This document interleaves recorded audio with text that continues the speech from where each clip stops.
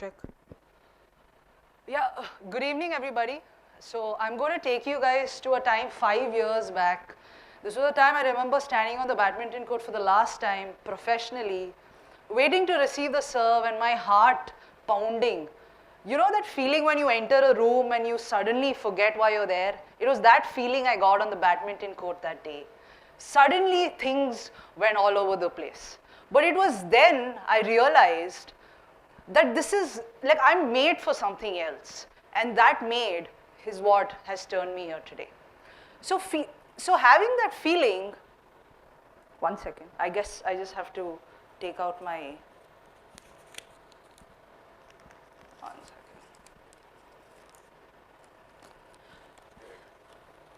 So it was at that moment I realized I was done chasing rankings. I was done training at ungodly hours, and most importantly, I was done pretending that I was enjoying eating boiled broccoli. Because sometimes no matter how much you give, just like in love, the game doesn't give back the way you expect it to. So there I was, former India #1, top 100 in the world, but completely unemployed. Retiring from professional sport is kind of weird, because once you're an elite athlete, and next, you're an extremely fit person with no purpose. So I had no training schedules, no competitions, and most importantly, no excuses to avoid any family functions anymore. So at this moment, I wasn't just lost. I was on a soul-searching mission. And like every confused athlete, I thought maybe I should do an MBA or maybe do coaching, but I did both. But I still felt something was missing. And all this was happening around the time of COVID. And I was also helping my parents set up a farm.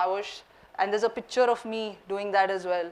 I was shoveling some mud, cutting off grass, trying to milk the cows as well, but trying to avoid myself from getting kicked by them as well.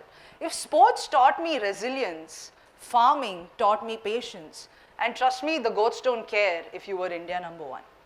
Just when I thought I tried it all, I happened to meet a bunch of blind football athletes. This was around the same time where I was figuring my entire career out. I was volunteering with an NGO called Enable India. And then suddenly everything changed. Their hunger to succeed was far greater than anything I had ever seen before, even greater than my hunger after a 3-hour-long session. They had the same fight, the same fire. That's something I had as an athlete myself.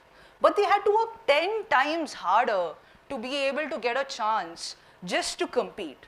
And for the first time in a long time, I exactly knew where I had to be. Think about it. Like you and I, we see dreams. But blind athletes, they feel it. And that's exactly how they navigate through the entire game in sports, purely through instinct, sound, touch, and teamwork.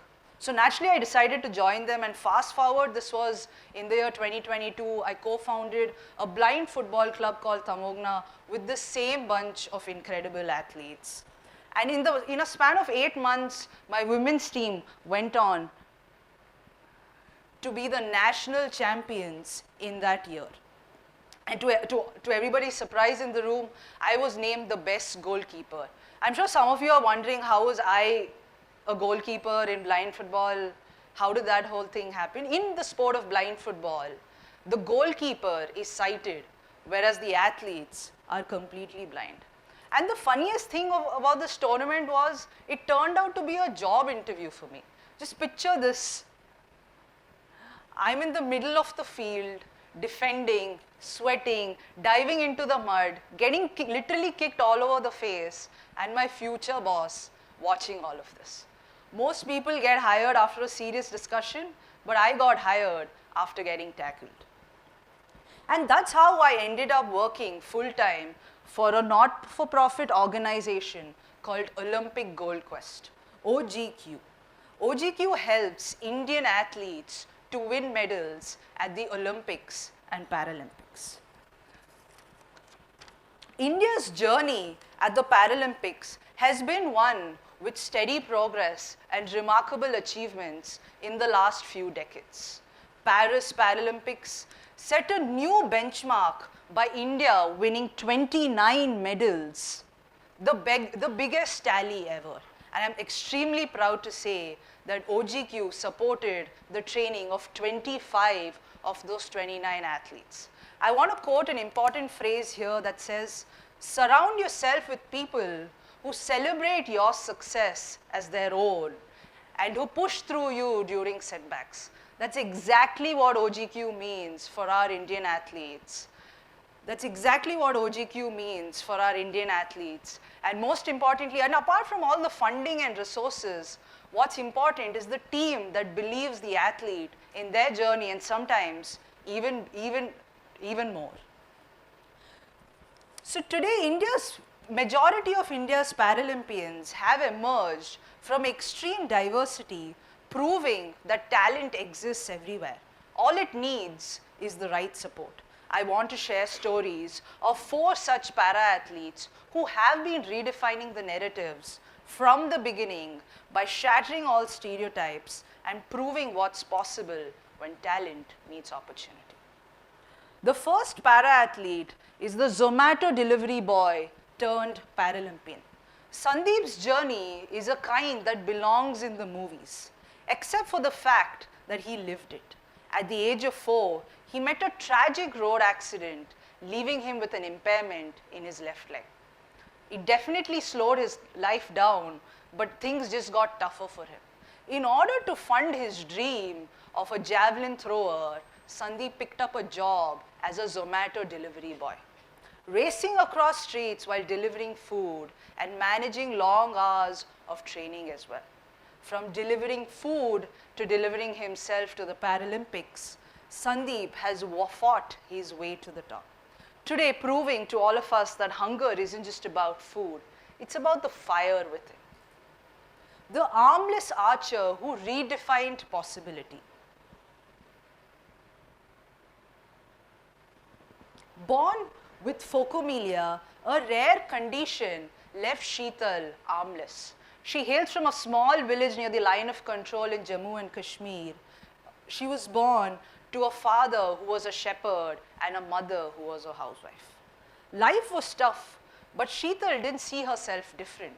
She reads, she writes, she eats, and she even texts, but all with her feet. And what's interesting, she even climbs trees, something that you and I can't.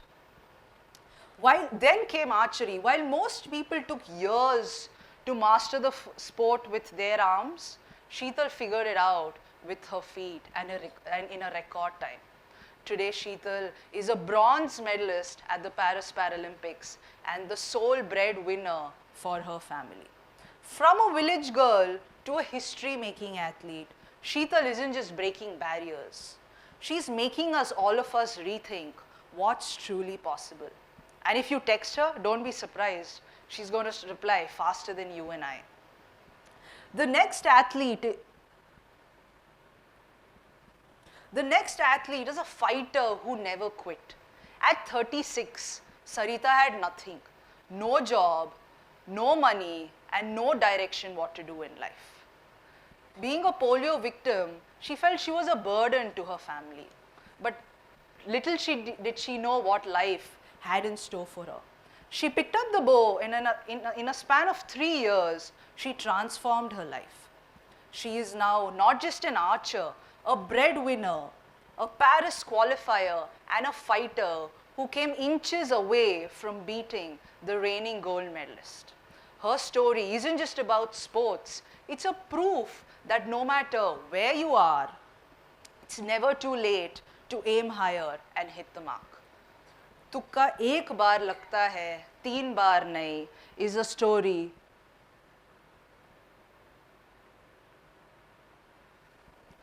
story of Mariyappan Thangavelu, who is India's OG Paralympic medalist in our country. Born in a small village in Tamil Nadu, he lost his right he suffered in a road accident. He suffered, leaving his entire left leg impaired. But instead of giving up, he found his new passion in the sport of high jump. and eventually went on in the year of 2016 to win a gold at the Rio Paralympics, becoming an overnight hero in our country. He followed it up with a silver at the Tokyo 2020 and now bronze at the Paris Paralympics, unknowingly completing a full circle. At this rate, 2028 LA, he might just ask all of us a medal for a 4th place finish. But jokes aside, Mari is proving that luck is no accident. The harder you work, the luckier you get. So these stories aren't just about winning medals, it's a blueprint for possibility. Possibility when the world says you can't. For every Sandeep, Sheetal, Sarita and Mari, there are thousands waiting to be discovered. And their journeys aren't just inspiring, they're a call for action, a reminder that potential exists everywhere. And when met with opportunity, history is created. India won 29 medals at the Paris Paralympics, proving that our para-athletes are no longer on the sidelines. But a lot of brands still view para-sports as a CSR opportunity rather than a mainstream business. Para-sports are no longer a niche market, they are the future. India has the talent now, what it needs is the investment and the attention. So the question no longer should be, should you invest in para-sports? The question should be, who will do it first and lead the way? I thought my journey in sports ended the day I walked out of the badminton court, but sometimes I guess life has other plans. I found my way back, not as an athlete, as someone who helped others chase their dreams. And in doing so, I just didn't meet warriors, I met athletes, I met people who had every reason to give up, but still chose to fight. And in them, I saw something that changed the way I saw sport, life, and success in general. Because true grit isn't about training harder or pushing through pain. It's about waking up every single day, knowing that the odds are stacked against you, and telling yourself that you're going to do it anyway. India won 29 medals isn't just a number, it's a statement that our para-athletes are here to win. So maybe the question isn't, how did they do it? The question should be, what's stopping us?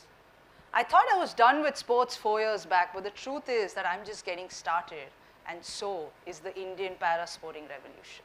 Thank you.